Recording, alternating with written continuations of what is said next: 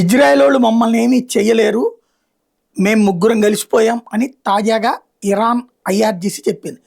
Turkey, Syria, Iran. సిరియాని ఇప్పుడు పరిపాలిస్తున్నటువంటి ఒక ఉగ్రవాద నాయకుడు, ఐఎస్ఐఎస్ నాయకుడు.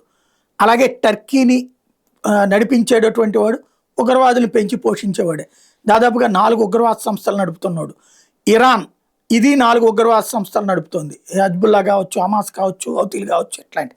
ఓవరాల్గా ఒక ఉగ్రవాద నాయకుడు, 2 ఉగ్రవాద ప్రోత్సాహిత దేశాలు కలిసి మొత్తం 3 ఉగ్రవాద దేశాలు కలిపి ఇప్పుడు ఒక జాయింట్ మిలిటరీ డ్రిల్స్ నిర్వహిస్తున్నాయి.